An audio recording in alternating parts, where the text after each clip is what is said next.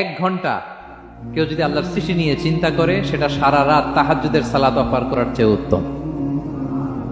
আমরা অনেকে মনে করি শুধু তাসবিহ পড়াই ইবাদত, জিকির করাই ইবাদত, শুধু কোরআন তেলাওয়াতই মনে হয় ইবাদত, শুধু কিয়ামুল লাইল করাই ইবাদত। কিন্তু বিশ্বনবীর সাহাবী, যিনি ইসলাম আমাদের চেয়ে ঢের বেশি বুঝেছেন, তিনি বলেন আল্লাহর এই সৃষ্টি শৈলী, এই সৃষ্টি নৈপুণ্য নিয়ে এক ঘন্টা চিন্তা করা, ক্রিটিক্যাল থিঙ্কিং করা, সারা রাত নফল তাহাজ্জুদের চেয়েও সেরা।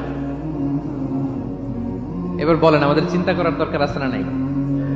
ব্রেনটা খাটাবেন তো? এই যে যারা কনভার্টেড মুসলিম হয়, এরা কিন্তু অনেক চিন্তা ফিকির করে, নিজের সাথে নিজে বোঝাপড়া করে, ক্রিটিক্যাল থিঙ্কিং করে, তাদের অ্যানালজি কাজে লাগিয়ে, আল্লাহর দেয়া ব্রেনকে কাজে লাগিয়ে এরপরে শাহাদা পাঠ করে, এমনি এমনি না। এই যে কিছুদিন আগে আমেরিকান এক পপ স্টার কালেমা পড়ছে না? আপনি জানেন একটা ধর্ম চেঞ্জ করা, একটা ফেইথ চেঞ্জ করা, এটা কত বড় সিদ্ধান্ত?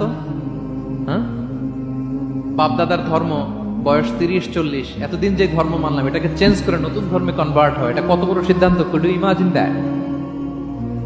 It's not a joke. নিজের সাথে নিজের অনেক বোঝাপড়া করতে হয়, তারাই ক্রিটিক্যাল থিঙ্কিং করে। এবং বিষ্ণু ঈসা ইসলাম, উনি নবী হওয়ার আগেও এই চিন্তার ইবাদত করতেন।